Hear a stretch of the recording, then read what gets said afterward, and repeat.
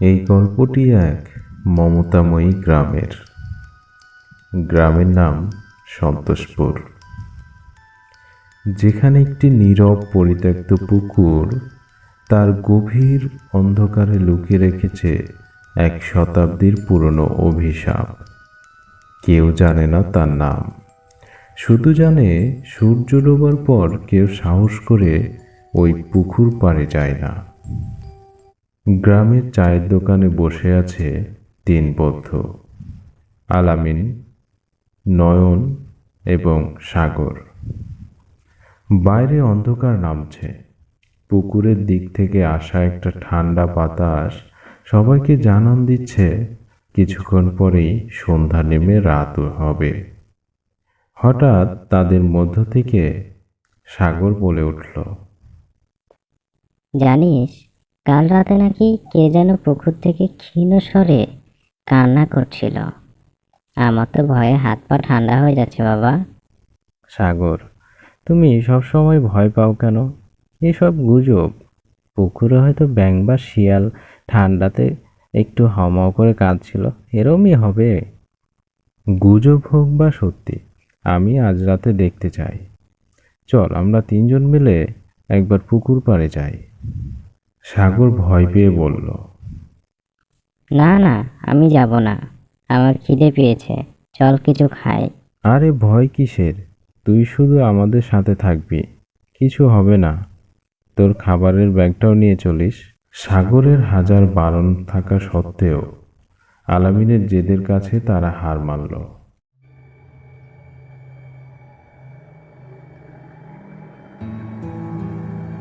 গভীর রাতে হাতে একটি মাত্র টর্চ নিয়ে তারা তিনজনে পা বাড়ালো পুকুরের দিকে।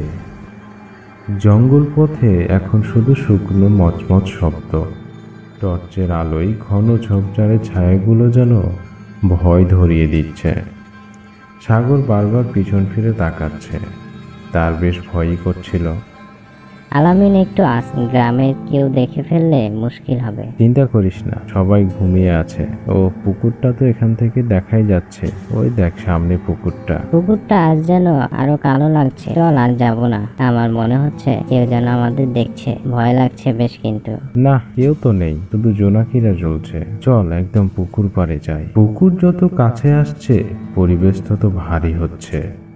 একটি তীব্র স্যাঁতস্যাঁতে ঠান্ডা বাতাস যেন তাদের শরীর ভেদ করে যাচ্ছে। তারা পুকুর পাড়ে এসে দাঁড়ালো। পুকুরের জল যেন অন্ধকারের চেয়েও কালো। জলের ওপর দিয়ে হালকা কুয়াশার মতো কিছু একটা ভাসছে। আলামিন, দেখ, জলটা নড়ছে কেন? বাতাস তো নেই, তাহলে জলটা এভাবে নড়ছে কেন? হঠাৎ আলামিন জলের দিকে তাকিয়ে দেখলো জলটা যেন নড়ছে। আলামিন বলল, সত্যি তো, মনে হচ্ছে জলের তলায় কিছু একটা ধীরে ধীরে উপরে উঠছে। পাশ থেকে নয়ন বলল, চুপ, তোমরা কেউ কি গিটারের সুরের মতো একটি কান্না শুনতে পাচ্ছ? খুব করুণ, কেউ যেন কাঁদছে, কান্না করছে। এ সময় সাগর বলে উঠল, ওটা তো সেই ডুবে যাওয়া মেয়েটার কান্না। গ্রামবাসী তাহলে ঠিকই বলতো। নয়ন, আলোটা ঘাটের দিকে ধরত। নয়ন টর্চের আলো ভাঙা ঘাটের দিকে ধরতেই যা ঘটল তা তাদের মেরুদণ্ড ঠান্ডা স্রোত বইয়ে দিল।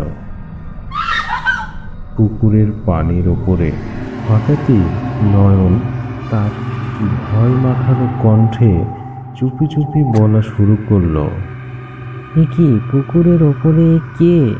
দেখ, রক্ত মাখা মুখ নিয়ে তাকিয়ে রয়েছে। এ কি ভয়ঙ্কর! পাশের থেকে সাগর চিৎকার করে বলছে, আলামিন, আমার পা ধরে কেউ টানছে, আমাকে ধর, আমাকে টেনে নিয়ে গেল। সাগর তখন মাটিতে পড়ে ছটফট করতে লাগলো। তার পা যেন সত্যি অদৃশ্য কোনো এক হাত টেনে নিয়ে ধরেছে। সাগর, তুই ভয় পাস না, জোরে দৌড়া, আমি তোরকে বাঁচানোর চেষ্টা করছি। পালা পালা, পিছনে তাকাবি না, পালা। তারা প্রাণপণে দৌড়ালো। গ্রামের রাস্তায় এসে থামলো। তিনজনেই হাঁপাচ্ছে, তাদের পেছনে পুকুরের আবছা কালো ছায়া যেন ধীরে ধীরে মিলিয়ে গেল। তিনজনে হাঁপাতে হাঁপাতে নয়ন হঠাৎ বলে উঠল, যাক, বাঁচা গেল। এটা কি ছিল?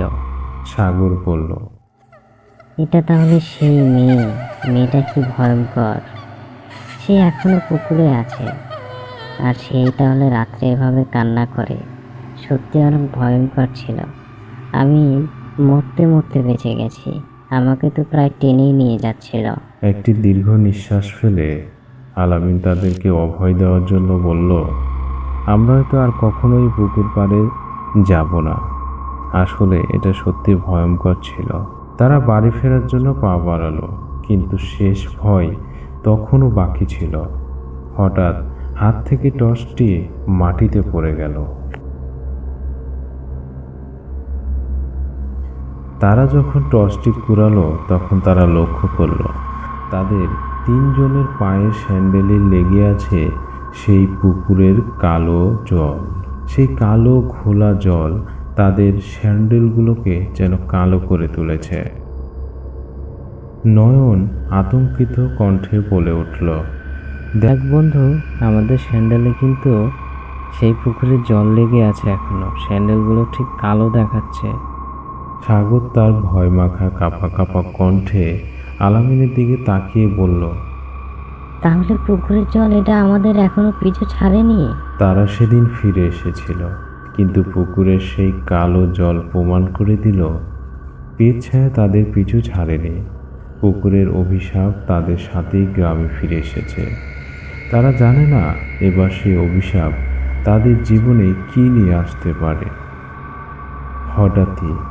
হঠাৎই তারা তিনজন পিছনের দিকে যখন ঘুরে দাঁড়ালো, তখন সেই দূর থেকে কালো পুকুরের মধ্য থেকে অট্ট হাসি শোনা গেল।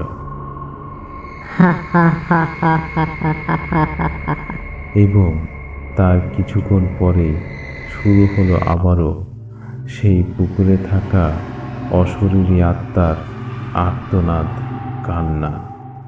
সেই কান্না যেন চলতেই থাকলো। সেই কান্না তাদের কানে আবার নতুন করে বাজতে শুরু করলো। তিন বন্ধু ভয় নিয়ে, আতঙ্ক নিয়ে বাড়ি ফিরল।